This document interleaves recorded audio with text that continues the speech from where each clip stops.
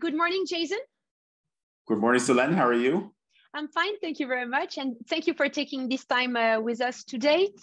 I believe that everyone in the audience knows about Marqeta, of course. What we don't really know is your journey. So how it happened for you, starting from zero to the IPO. So our objective today, what we need to get from you is how it happened. The launch of the activity, the scaling, the IPO, and of course, your presence in Europe. And we want from you crispy anecdotes. So I'll deliver them. Can you get back and rewind and go back to 2009 in Oakland, California, and tell us about how Marqeta was founded? Yeah, so just before that, I co-founded another payments company named Property Bridge, allowed you to pay rent and lease related payments electronically. And that was acquired by MoneyGram International, the money transfer company. And so late 2009, I'm in San Francisco with a friend. I didn't know what I wanted to do at the time. We were eating dinner over a plate of sushi. He said, hey, you're a payment nerd. I have all of these coupons, these Groupon coupons in my pocket. Try to put them on a card. And it was like being struck by lightning. I thought it was a really interesting problem to go and solve. And I thought it was sort of silly that we were carrying around paper in our pockets when, really every merchant, whether online or offline, accepted payment cards, at least in the US. And I felt like that was a pretty interesting problem to go and solve. And I called a friend who had been in the business. I didn't know how to build a card. I didn't know what an issuer processor was at the time.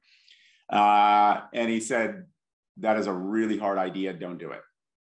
And there's something that I love about being told no and complex ecosystems and complex technologies. And the more I dug in, the more I began to understand what an issuer processor was, I got more and more excited. And I heard a lot of people say, nobody builds these things. They haven't been built in probably a dozen years.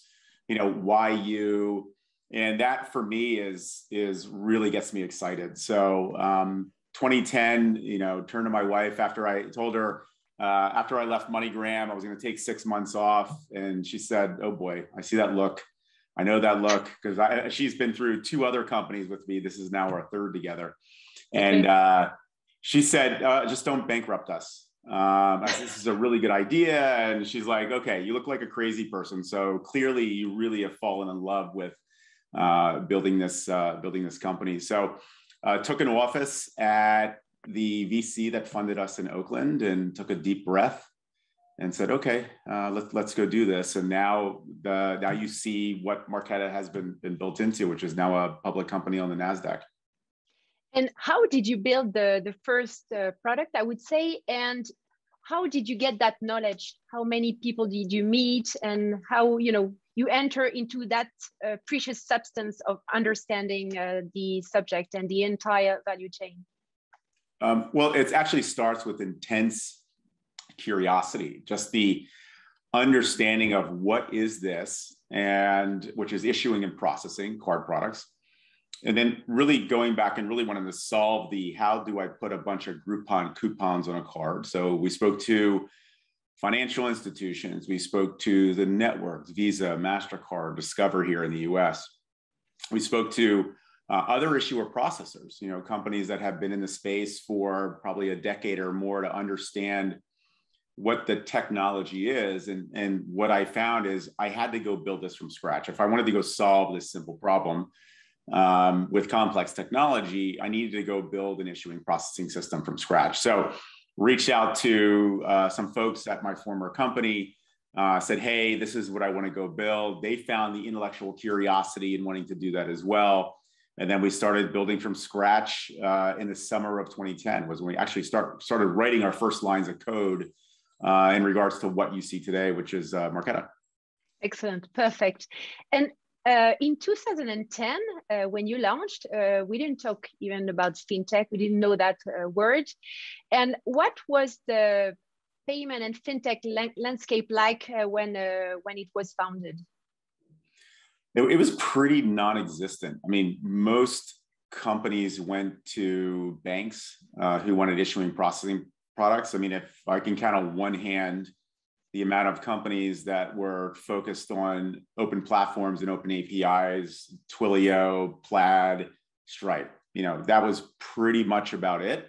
And then Marqeta came on the scene in 2014. We had already been building all of our APIs, but that's when we really launched it, which was at Money 2020 in the US in 2014 is when we launched the open APIs. And before that, we had built our own product, which is really, let's go test the system to make sure it works, which is solving the initial problem. We then launched the Facebook card. We then launched a card for eBay, which was one of the early flavors of on-demand delivery, and then open up the API. And then 2015 really sort of took off like a rocket. And we found that developers wanted to build these card products, either to solve big problems at scale or disrupt entire industries. The ability to build your own card products versus the basic cards you would get from a bank really hit a tone. That's when we found product market fit, was in 2015. And still today, we're just scratching the surface in regards to what's out there. Perfect. And that's very interesting. If you could maybe give us a bit more details about the regulatory landscape, because in France and in Europe in general, we have that payment service directive, the second payment service directive. You don't have such equivalence in the US. So what does it look like today, this regulatory landscape? So back in 2010, and it's interesting creating a modern company, modern card issuing, in a landscape, the regulatory landscape, which has been around for a long time. So within the regulatory framework, you can operate and do what we do. We obviously, hit up against walls within the regulatory constructs. Here in the States, it's the FDIC or the OCC, FinCEN. There's a bunch of different regulatory bodies, which allows us to do what we want to do. And we are regulated by banks. Banks are regulated by these institutions. So back then, you're right, like there was no such thing as fintech. That wasn't even a word. Like when we went out and would raise money in the early days, literally the VCs that we were talking to thought that there's no way you can go compete with a large financial institution. They didn't understand the space. So they said there's no way you can go compete with a Visa or MasterCard. So there was a lot of sort of misunderstanding and misinformation in regards to building these card products.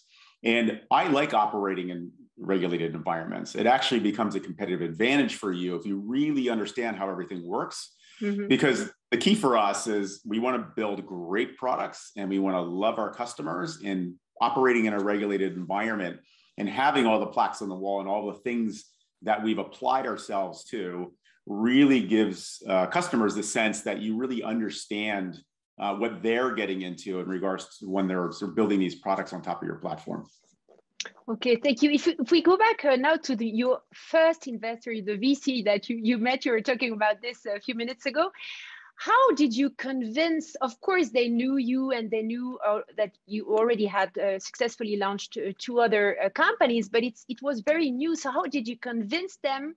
And how did this cap table evolve over the years? Yeah, I would say when you're raising money, you have to have almost fire coming out of your eyeballs. You have to speak a fait accompli, like it's the train has already left the station and you're either going to get on the train or someone else is going to get on the train. So how our first investor, so I ended up putting a lot of my own money into the company in the beginning, which was money I made from the sale of my last company, Property Bridge. I met Granite Ventures, I think was the first. Actually, no, before that was even Lionbird, which was a small seed fund out of Israel. Mm-hmm. Then in San Francisco, I met Granite Ventures. And my pitch was, we're going to be the Starbucks card for every other merchant.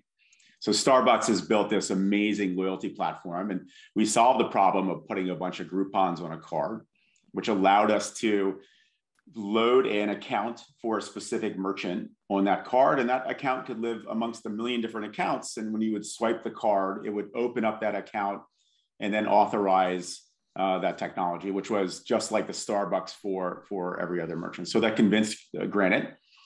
And then Greylock, Israel. I was working with the Greylock in the US. The payments person was in Israel. Moshe Moore convinced him. So they co-led our Series A between Granite and Greylock.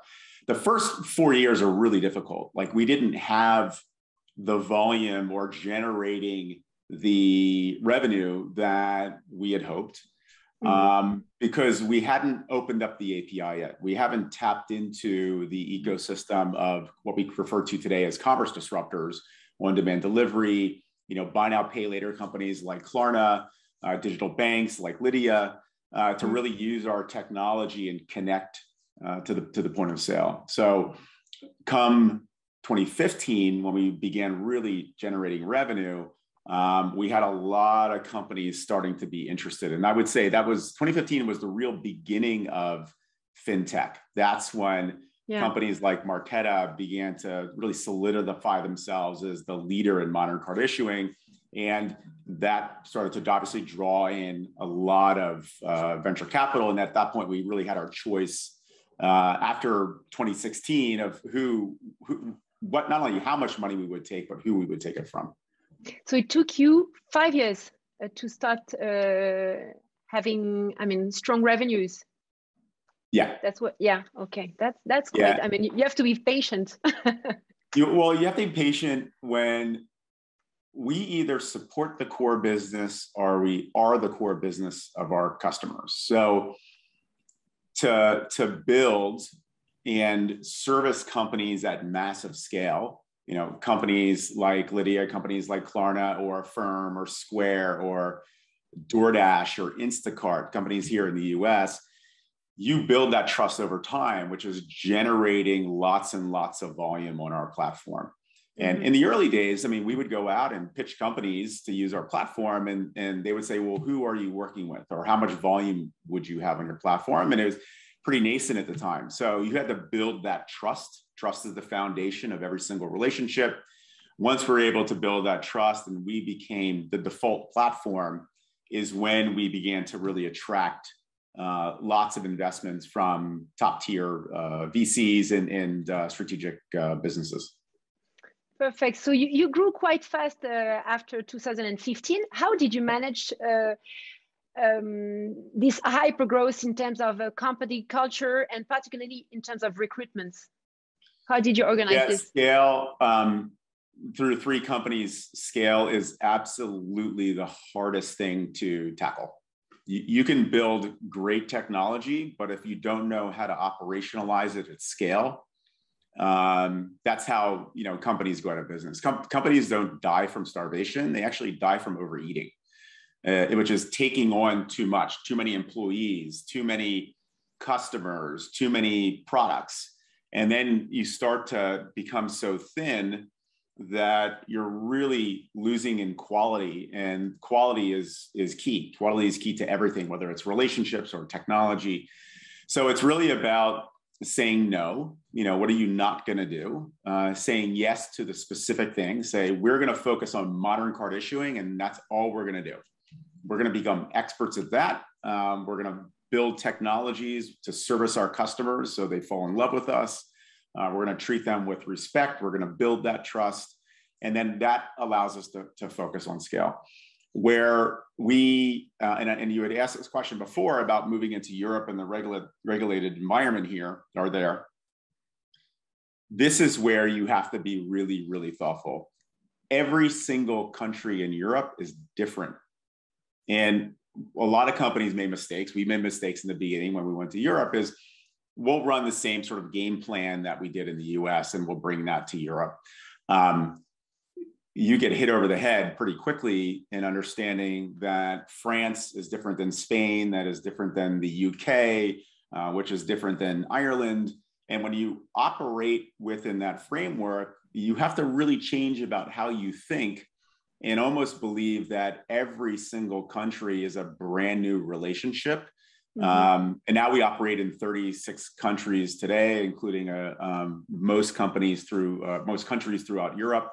And you really have to be incredibly thoughtful about how you enter these countries, knowing full well that the reason why companies trust you is because you understand the regulatory landscape. And today, you obviously see our success within Europe. Perfect. One last word about growth is how complex it is when you also have, very companies like DoorDash that grow also very fast. How do you manage the complexity of having also client growing as fast as you at the same time? So I always say to the company, don't look across the street, look at the horizon line. The horizon is constantly moving and you need to be building towards that horizon line.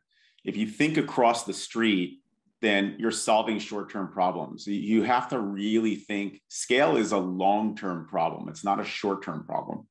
Mm-hmm. And when you begin to think longer term, whether it's hiring people, making sure that you're keeping up with your growth is bringing more and more people on board to make sure that you can grow the business.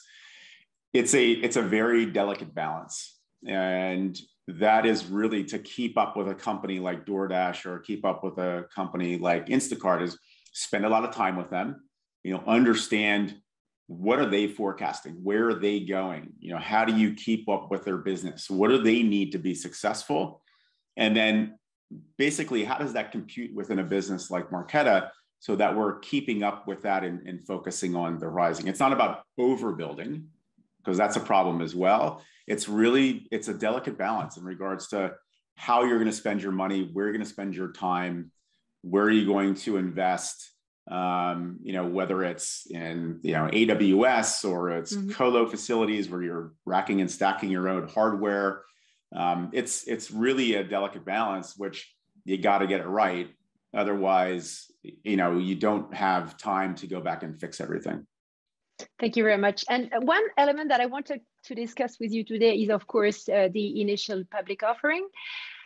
What was the trigger of this IPO, and how do you prepare, and how, as a team and as a CEO, how do you prepare for an IPO? It's such an amazing moment, event, and changing element in your company. It's a very much begins with a personal decision. My personal decision as the founder and CEO, I started the company by myself.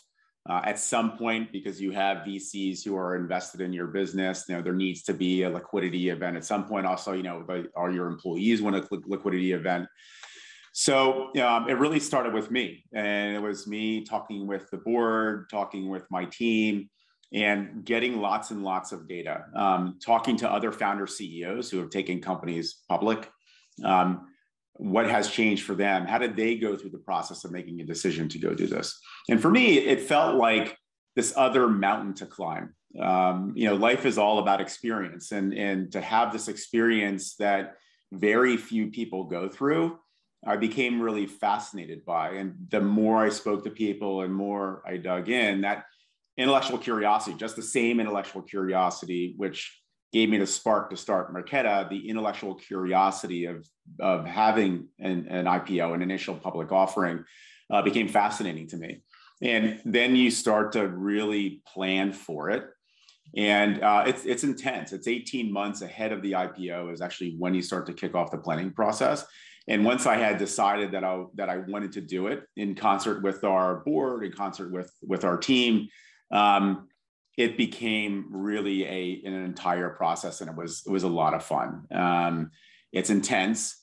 The roadshow and the lead up to the IPO, working with a whole team of folks, but specifically our CMO, Vidya Peters, our CFO, Trip Fay, because we're the ones that are going to really be doing the work of mm-hmm. pitching to potential investors in the IPO. And then the day of the IPO is a lot of fun. It's a one-day event. It's really exciting. And, the next day you're running a public company, which is different than being a private company. It's certainly more intense, and you're focusing on a lot of things that you weren't necessarily focusing on before. And it's about finding new intellectual curiosity and being a public company. And it's actually been a lot of fun. So I am certainly looking forward to continuing and being in a world of we're on the world stage, you know, and we are in 36 countries today and growing, and you know, looking forward to continuing and seeing what's next out there, certainly within modern card issuing, but flowing into really what we call global money movement. Perfect. May I ask you two last questions? We are running out of time. Okay, but I would like to ask these questions. What is your favorite memory of this IPO? Is there any particular moment? Of course, we all know that picture with all your team at NASDAQ, but is it the one you prefer, or is it something that you really remind yourself as a key moment? I know exactly what it is. My 13-year-old daughter, Delilah, we're in front of a bunch of screens with someone who is basically working a day and understanding like when we're going to start trading. There's 50 people behind him, and it's my 13-year-old daughter just firing questions at him, wanting to understand how everything works. And it's that intellectual curiosity of a child, like seeing what's going on and asking really thoughtful, really smart questions. And we all just stopped talking and let her basically do her thing. So almost for probably an hour, she wanted to understand what was going on. And that was like the most lovely part of the entire day, honestly, is just seeing her be a 13-year-old girl and ask really smart questions to understand what was going on. And that is my best memory of the day. Okay, thank you. And then last question, you already talked about Europe and Lydia. Could you please just tell us a bit of this partnership you have with Lydia, and how you, got connected to Lydia, and what is the nature of this partnership? So Lydia, I believe we met at one of the Paris Fintech conferences early on. This was through our European team, which is led by Ian Johnson. You know, Lydia's on a Visa card, which connects multiple accounts. We think of them as a digital bank here in the US, or neo-banking within Europe. We have been working with them for some time. I talked to Cyril, who's a CEO, on a pretty regular basis. They are a great customer of ours. We love them. As we begin to really grow significantly throughout Europe, having these very strong relationships is incredibly not only important to me, but to our company as well. Perfect. And thank you very much, Jason. That was very insightful. Maybe you want to say a few words to the audience listening to you today? Well, thank you for having me. This is exciting as we continue to grow throughout Europe. And there's a lot more to come within the world of FinTech. We are, I believe, in the early innings of FinTech. There's a lot of great companies being built. And we certainly look forward to what's next. So merci beaucoup, and thank you for having me. Merci, Jason. À bientôt. Bye-bye.